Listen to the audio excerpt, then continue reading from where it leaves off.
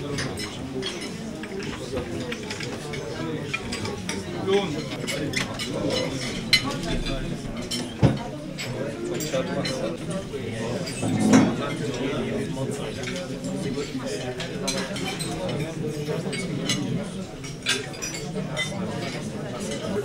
nesil yetiştirmek istiyorum. Şundan dolayı, bugün Çin'e baktığımız elimizin dert yandığı, anne babalarımızın en çok dert yandığı konulardan bir tanesi de dijital bağımlılık. Şunu ifade etmek istiyorum, sözlerimin hemen başında bir vurgu yapmak istiyorum Gazze'ye.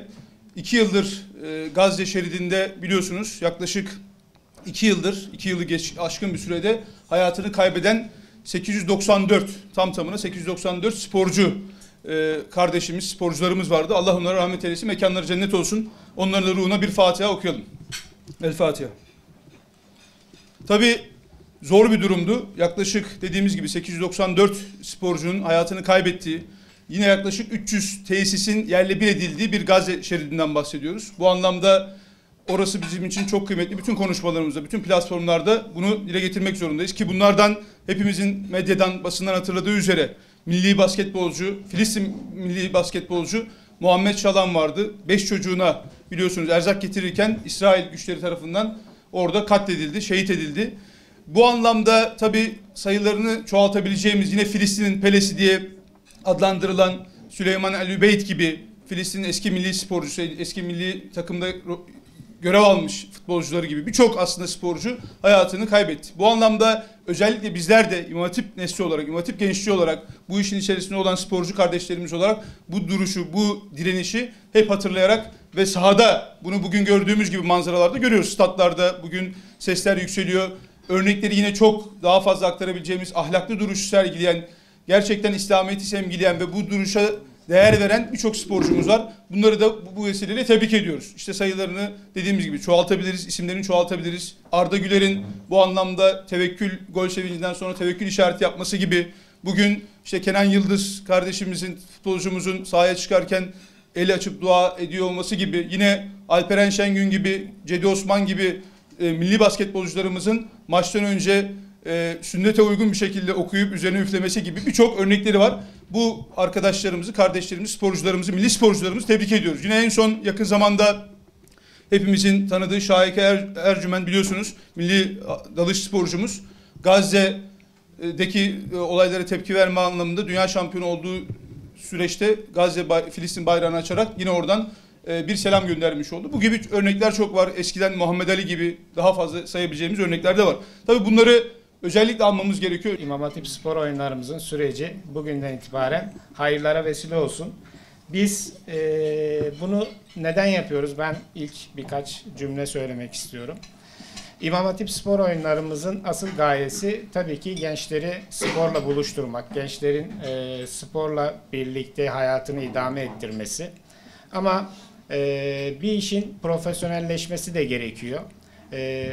Türkiye'de şu anda okul sporları diye bir sistem var ve burada da yarışan, okullar arası maçları devam eden faaliyetler var. Ancak biliyorsunuz burada biraz rekabet düzeyleri yüksek, biraz daha profesyonelleşme olarak ilerleyen bir süreç olduğu için diğer gençlerimizin de bu sürece katılmalarını sağlamak için biz İmam Hatip spor oyunlarını gerçekleştiriyoruz. Elhamdülillah bunu İstanbul'da başarıyla 15 yıldır sürdürüyoruz. Bu sene 16.sını gerçekleştireceğiz. Tabii buradaki hedefimiz biliyorsunuz spor istikrar isteyen bir şey, devamlılık isteyen bir şey. Biz burada bu işi doğru zeminde oturttuğumuz için artık bugünden itibaren İstanbul'dan Türkiye'ye ve her okulun, her İmam Hatip okulumuzun en az bir branşta katılımını sağlanmak için çalışmaya devam edeceğiz. Biz geçen sene 11 branşla İmam Hatip spor oyunlarımızı gerçekleştirmiştik. Bu sene 6 branş daha ekleyerek 17 branşa çıkıyoruz. Ve tüm Türkiye'deki bizim il derneklerimizde öncü spor temsilcilerimiz üzerinden inşallah İmam Hatip spor oyunlarımızı Türkiye geneline yayacağız. Bu da bugünün ilk adımı olacak ve Bismillah diyerek biz çalışmalarımıza başlıyoruz. Sporun birleştirici, kucaklayıcı başlığını hepimiz biliyoruz. Kendi evlatlarımızdan okulun ders müfredatı içerisinde beden dersi olduğu gün sabah yataktan nasıl kalktıklarını, beden dersi olmadığı gün nasıl uyandıklarını hepimiz biliyoruz. Bugün ders var deyip bizden önce kalkan çocuklar veya bugün benim beden dersim yok deyip mücadeleyle zorla kaldırdığımız öğrencileri veliler olarak, anne baba olarak biliyoruz. Okulların en sevilen öğretmenlerinin beden eğitimi öğretmenleri olduğunu biliyoruz. En fazla çocuklara yön veren, rol modellik yapan, öncülük yapan hocaların aslında onlar olduğunu biliyoruz. Gençlerin en fazla severek ve isteyerek görev almak için peşlerinden koştuğu hocaların beden hocaları olduğunu biliyoruz. Ve içerisinde bulunduğumuz yüzyılın örneklik ve rol modellik üzerinden aslında şekillendiğine de hepimiz şahit oluyoruz. Bugün sosyal medya platformlarında olsun, farklı mecralarda olsun, gençlerimizin önündeki rol modellerin maalesef hayalini kurduğumuz, arzu ettiğimiz gençleri yetiştirme noktasında son derece yetersiz, hatta zararlı olduğunu bütün veliler olarak, bu işin öncüleri olarak, eğitimcileri olarak biliyoruz. O zaman elimizde bir fırsatımız var. Gençlerimizin gönüllü bir şekilde peşlerinden koştuğu, onlarla birlikte yol yürümeyi hayal ettiği, arzu ettiği kadrolarla birlikte güzel işler çıkarma.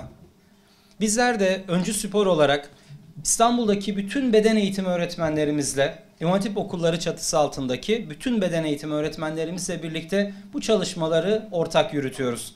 Şimdi bunu İstanbul'dan Türkiye'ye yayma, tüm okullarımızı kuşatma zamanı.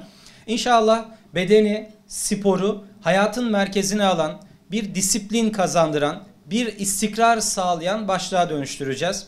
Gençlerimizin kimlik kazanmasında en kolay başlık olacak ve bu noktada hayatlarını bir düzene, bir disipline, bir istikrara oturtturacak sporu yaygınlaştırma noktasında hep birlikte adım attığımız, Bismillah dediğimiz bir gündeyiz.